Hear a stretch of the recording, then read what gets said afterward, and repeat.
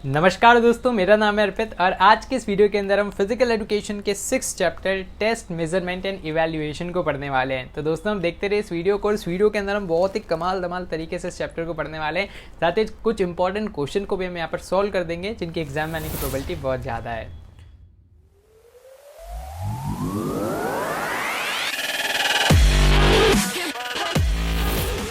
तो आज के इस वीडियो के अंदर हम लेटेस्ट सीबीएसई के सिलेबस के हिसाब से इस चैप्टर को कवर करने वाले हैं। तो यार एकदम इमेजेस के माध्यम से हम चैप्टर को कवर करेंगे, साथ ही कुछ इंपॉर्टेंट क्वेश्चन को भी सॉल्व कर लेंगे। आपको इस कंप्लीट चैप्टर के जो डिटेल नोट्स हैं उनका लिंक डिस्क्रिप्शन में मिल जाएगा, एकदम फ्री में आप डाउनलोड कर सकते हो, तो उसको आप डाउनलोड कर लीजिएगा। तो आइए स्टार्ट करते हैं हमारे इस लेक्चर को। तो आइए अब हम स्टार्ट करते हैं unit 6 of the physical education को। तो इस यूनिट का नाम है टेस्ट मेजरमेंट एंड इवैल्यूएशन। सबसे पहले हम देख लेते हैं कि क्या यूनिट कंटेंट्स हैं। तो जो अपना सबसे पहला टॉपिक है वो है concept of test measurement and evaluation. Second हमें पढ़ना है क्या क्लासिफिकेशन है टेस्ट का फिजिकल एजुकेशन एंड स्पोर्ट्स के अंदर। देन फिर हम देखेंगे कि टेस्ट को कैसे एडमिनिस्टर किया जाता है और क्या वेरियस गाइडलाइंस है। तो स्टार्ट करते हैं सबसे पहले कंसेप्ट ऑफ टेस्ट से। तो देखो, टेस्ट बेसिकली एक ऐसा टूल होता है जिसकी मदद से हम किसी भी इंडिविजुअल की स्किल्स को, नॉलेज को और उसके एप्टीट्यूड को और एटीट्यूड को हम यहाँ पर क्या कर लेते हैं, कैप्चर कर लेते हैं, और इसी चीज़ को हम टेस्ट बोलते हैं। तो यहाँ पर मैंने आपको इसकी 2 डेफिनेशन दे रखी है, इन दोनों में से आप कोई से भी डेफिनेशन यूज़ कर सकते हो। सेकंड डेफिनेशन में ये बोल रखा है कि टेस्ट एक ऐसा टूल है जिससे हम किसी भी इंडिविजुअल की परफॉर्मेंस को, क्वालिटी और रिलायबिलिटी को इवैल्यूएट करते हैं। देन नेक्स्ट आ जाता है अपने पास मेजरमेंट। ठीक है, तो मेजरमेंट मतलब क्या हो जाता है, बेसिकली एक collection of data and information. तो जब हम किसी की भी स्किल या उसकी लेवल ऑफ फिटनेस का डेटा कलेक्ट करते हैं तो उसको अपन मेजरमेंट बोलते हैं। इसकी भी 2 डेफिनेशन दे रखी है। दूसरी डेफिनेशन में भी यही बोल रखा है कि it is basically collection of data about the performance और टास्क। देन नेक्स्ट आ जाता है हमारे पास इवैल्यूएशन। इवैल्यूएशन मतलब क्या होता है, इसके अंदर हम सिस्टमेटिक डिटर्मिनेशन करते हैं सब्जेक्ट्स का। हम बताते हैं कि क्या उनकी मेरिट है, क्या उसका सिग्निफिकेंस है और क्या उसका वर्थ है।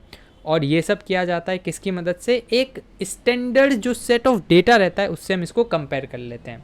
अब देखो, अगर हम बहुत ही आसान भाषा में इसको समझें तो फॉर एग्जांपल जो आपकी एग्ज़ाम होती है, उस एग्ज़ाम में क्या होता है, वो जो आपका पेपर है, एग्ज़ाम का पेपर, वो क्या होगा, बेसिकली आपका एक टेस्ट हो गया। देन उस टेस्ट के बाद क्या होगा, आपके मार्क्स को मेज़र किया जाएगा, है ना। तो वहाँ पर आपको पता लग जाएगा कि आपके 100 में से 60 मार्क्स हैं, 80 हैं, 100 में से 100 हैं। फिर लास्ट में आपका इवैल्यूएशन होगा, एक रिपोर्ट कार्ड बनेगा और रिपोर्ट कार्ड के अंदर क्या होगा, हर एक सब्जेक्ट के लिए आपको ग्रेड दे दी जाएगी कि अच्छा, अगर आपके 90+ मार्क्स हैं तो आपको A+ ग्रेड मिलती है, अगर आपके 80 से 90 के बीच में मार्क्स हैं तो आपको B ग्रेड मिलती है, A ग्रेड मिलती है। तो इवैल्यूएशन में क्या हो रहा है, हमने पहले के एक स्टैंडर्ड बना रखा है कि भाई 90 से 100 के बीच में मार्क्स है तो A+ हो जाएगा। तो अब उससे हमने कंपेयर किया आपके मार्क्स को कि भाई इसके 89 मार्क्स आ रहे हैं, मतलब 80 से 90 वाली ब्रैकेट में ही है, तो इसको A ग्रेड दे दो। ठीक है, तो वो होता है इवैल्यूएशन। उम्मीद है आपको तीनों चीज़ें समझ में आ गई होगी और तीनों में क्या क्या डिफरेंस है वो समझ में आ गया होगा। अब बढ़ते अपन आगे, क्या इंपॉर्टेंस है भैया इस प्रोसेस का। तो इससे हम ऑब्जेक्टिव्स बना सकते हैं अपने करिकुलम के या फिर स्पोर्ट्स के भी। देन इसके बाद इससे हम किसी भी प्लेयर को सिलेक्ट कर सकते हैं। जैसे आपने देखा होगा एक योयो फिटनेस टेस्ट होता है क्रिकेट के अंदर, तो उसमें क्या होता है, हम किसी भी क्रिकेट खिलाड़ी की फिटनेस को पहले ही जान लेते हैं कि भाई ये खेलने लायक है या नहीं है, नहीं है तो उसको रिजेक्ट करो। देन उसके बाद आप लर्नर्स को इवैल्यूएट कर सकते हो, आप कंप्लीट टीचिंग प्रोग्राम को इवैल्यूएट कर सकते हो। फॉर एग्जाम्पल, मैंने आपको फिजिकल पढ़ाई, फिर मैंने टेस्ट लिया, सारे बच्चे फेल हो गए, तो इसका मतलब क्या हो कि शायद मैंने अच्छे से नहीं पढ़ाया है। देन इसके बाद क्या है, know the capabilities and capacities, abilities, है ना, ये सब आप किसी भी प्लेयर की पता लगा सकते हो।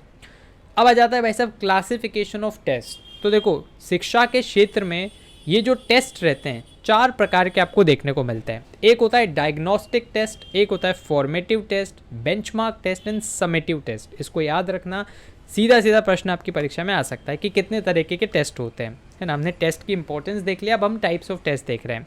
तो पहला आ जाता है अपने पास डायग्नोस्टिक टेस्ट। डायग्नोस्टिक टेस्ट के अंदर हम क्या करते हैं, हम किसी भी स्टूडेंट के लेवल को पता लगाते हैं कि भैया कोर्स चालू होने से पहले इस बच्चे का कितना लेवल है। जैसे आपने देखा होगा, कभी भी आप किसी नए स्कूल में एडमिट होने जाते हो तो वहाँ पर आपका एक एडमिशन टेस्ट लिया जाता है, और वो जो एडमिशन टेस्ट लिया जाता है वो इसलिए लिया जाता है ताकि पता लगाया जाए भैया ये जो बच्चा आ रहा है किस लेवल का है। अगर इसका लेवल 6ठी क्लास इतना है तो उसको 6ठी में रखो, अगर 5वीं इतना है तो इसको 5वीं में रखो, ठीक है। तो इस तरह से टेस्ट लिया जाता है, तो इसी को अपन डायग्नोस्टिक टेस्ट बोलते हैं, ठीक है। तो याद रखना हमेशा कब लिया जाएगा, जब कोर्स आपका स्टार्ट हो रहा होगा उसके पहले, तो ये स्टार्टिंग में ही ले लिया जाता है, जिससे पता लग जाता है भाई साहब किस लेवल का वो स्टूडेंट है और किस तरह से उस पर आगे काम करना है हमें, है ना।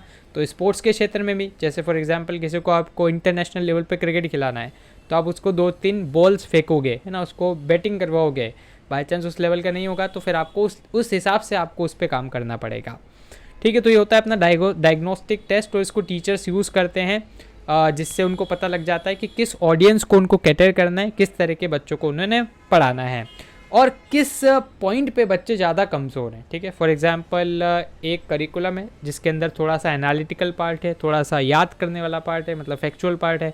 अब टीचर ने देखा कि भाई साहब फैक्चुअल तो इन सभी को आ रहा है, ये कर रहे हैं, इसमें अच्छा स्कोर है, लेकिन एनालिटिकल में फंस रहे हैं, तो फिर टीचर क्या करेगा, एनालिटिकल पार्ट पे ज़्यादा फोकस करेगा। और यही टूल आपको मतलब हेल्प कर सकता है पेरेंट्स को भी, है ना, वो भी अपने बच्चों के लेवल्स को पता लगा सकते हैं और फिर उस हिसाब से उनकी कोचिंग्स लगवा सकते हैं कि अच्छा भाई तू मैथ्स में वीक है, जा बेटा पहली फुर्सत में कोचिंग लगा ले। देन इसके बाद सेकेंड आ जाता है अपने पास फॉर्मेटिव टेस्टिंग। तो फॉर्मेटिंग टेस्टिंग में क्या होता है, तो ये यार इस तरीके की टेस्टिंग है जिसके अंदर हम क्या करते हैं, ड्यूरिंग द लेसन किसी बच्चे का टेस्ट लेते हैं, ठीक है। तो टीचर पढ़ाएगा, पढ़ाने के बाद हाथ क्या टेस्ट ले लेगा, जैसे अभी ये जैसे लेक्चर मतलब अपना मैं आपको पढ़ा दूंगा, उसके बाद मैं आपका टेस्ट लूँगा कि भाई आपको कितना आपने रिटेन किया है। तो इसमें क्या होता है, इससे टीचर को पता लग जाता है कि भैया मटेरियल की क्वालिटी कैसी है, मतलब जो मैंने आपको कंटेंट डिलीवर किया है क्या उसके बेसिस पे आप आंसर कर पा रहे हो, नहीं कर पा रहे हो, नहीं कर पा रहे हो तो फिर क्या वो एक फीडबैक मैकेनिज्म की तरह सर्व होगा और अगली क्लास में फिर उस चीज़ को कवर किया जाएगा, ठीक है। तो यहाँ पर एक फ्लो चार्ट है, इसको आप बिल्कुल अपने एग्जाम में बना के आ सकते हो कि कब इसको किया जाता है, तो थ्रू आउट द कोर्स क्यों किया जाता है, ताकि भाई साहब अगर कोई गैप रह गई हो, ठीक है, जैसे मैंने कुछ चीज़ पढ़ाई, टेस्ट लिया, टेस्ट में आपको चीज़ नहीं आ रही है, तो वो जो गैप है उसको मैं अगले वाले लेक्चर्स में क्या कर सकूँ, फिल कर सकूँ, इम्प्रूव कर सकूँ। और कैसे लिया जाता है, तो यहाँ पर via approaches that support specific student ना, तो स्टूडेंट्स के हिसाब से, जैसे अगर नर्सरी क्लास के बच्चे हैं तो ऑडियो वीडियो टेस्ट उनका ले लेंगे, 12th क्लास के बच्चे हैं तो उनका भाई साहब रिटन टेस्ट ले लेंगे, है ना, 6th क्लास के बच्चे हैं तो ओरल टेस्ट ले लेंगे, तो इस तरह से वो डिपेंड करता है। नेक्स्ट आ जाता है अपने पास बेंचमार्क टेस्टिंग।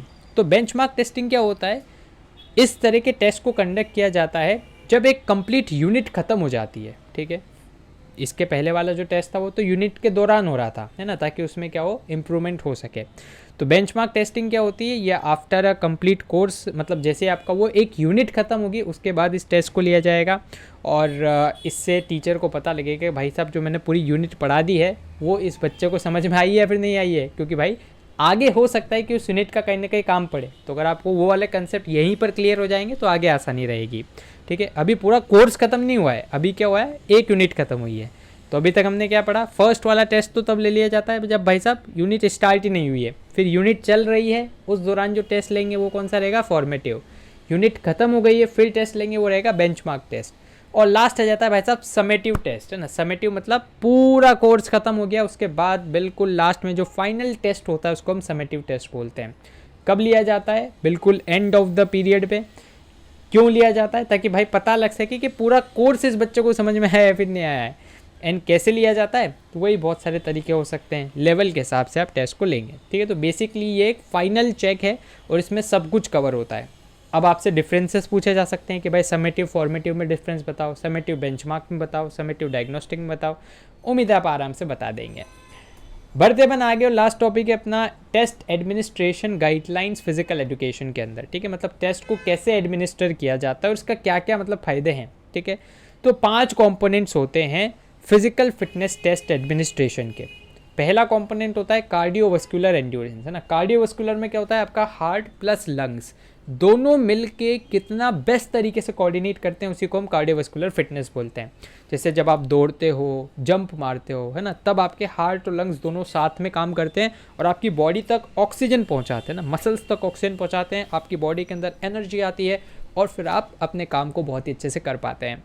तो ये होता है कार्डियोवास्कुलर एंड्योरेंस, ठीक है। तो बॉडी की एबिलिटी जब आप एक्सरसाइज कर रहे हैं जैसे रनिंग, जॉगिंग, स्विमिंग, साइकिलिंग, तो तब आपकी कार्डियोवास्कुलर फिटनेस काम में आती है। वेरियस टेस्ट होते हैं, जैसे एक हार्वर्ड स्टेप टेस्ट रहता है जिसके अंदर एक ब्लॉक लेते हैं, उस ब्लॉक के उस ऊपर आपको चढ़ना है उतरना है, या फिर एक बेंच ली, उस बेंच पे आपको चढ़ना है उतरना है, चढ़ना है उतरना है।